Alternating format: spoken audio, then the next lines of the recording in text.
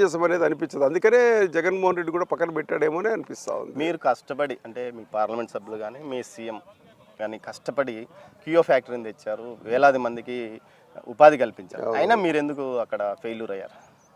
అంటే కియో కార్ల ఫ్యాక్టరీ తీసుకొచ్చిన తర్వాత పబ్లిక్లో మంచి ఒపీనియనే ఉండింది, లేదని చెప్పడంలే. కాకపోతే అది ఎన్నికల మూమెంట్కి అది ఆ మెసేజ్ పోయింది జనంలోకి. కరెక్ట్గా ఎన్నికలు వచ్చే టైంకి ఆ ఫ్యాక్టరీ ఓపెన్ కావడం అదంతా జరిగింది. కానీ రిసీవ్ చేసుకోలేకపోయినారు జనాలు అప్పటికే. అదే ఇంత పెద్ద ఫ్యాక్టరీ తెచ్చినాడే, ఇన్ని వేల మందికి ఉపాధి అవకాశాలు కల్పించాడే అనేటువంటి విషయాన్ని సరిగ్గా అవగాహన చేసుకోలేకపోయినారు. ఇంకోటి ఏమంటే మా వాళ్ళు మేము చెప్పుకునే దాంట్లో కూడా సఫలీకృతం కాలేకపోయినాం దాంట్లో. మీ తర్వాత కియో ఫ్యాక్టరీ అనుబంధ పరిశ్రమలు చాలా వరకు అక్కడ నుంచి వెళ్ళిపోయినాయని ఒక ప్రచారం జరుగుతుంది. అది ఎంతవరకు నిజమే? మీరు చేస్తున్న ప్రచారం?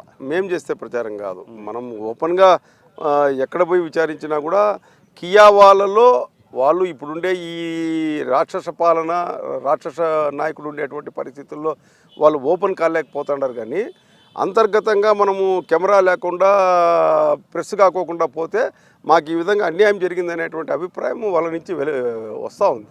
కియా వాళ్ళ నుంచి మాకు ఇట్లా అనుబంధ సంస్థలకు రాకోకుండా అడ్డుకున్నారు, విపరీతమైన కరప్షను, విపరీతమైన ఒత్తిడులు ఈ విధంగా ఉన్నాయి. కాబట్టి మేము ఇక్కడ తట్టుకోలేకపోతున్నామని చెప్పి ఇక్కడి నుంచి వచ్చేటువంటి పరిశ్రమలు కూడా ఇతర రాష్ట్రాలకు తరలించేశారు. అప్పట్లో గోరంట్ల మాధవ్ అసలు బెదిరించాడని ఒక ప్రచారం జరిగింది. తర్వాత ఎన్ని పరిశ్రమలు అప్పటి నుంచి అనుబంధ పరిశ్రమలు ఆగిపోయినాయి, లేకపోతే అంతకు ముందే ఆగిపోయినాయి? లేదు బ్రదర్, వచ్చేటు కదా 16 లక్షల కోట్ల రూపాయలకు అగ్రిమెంట్లు కదా. తెలుగుదేశం పార్టీ హయాంలో చంద్రబాబు నాయుడు గారి నాయకత్వంలో 16 లక్షల కోట్లు విలువ చేసే పరిశ్రమలు, కంపెనీలు వచ్చేదానికి సిద్ధంగా ఉన్నాయి కదా.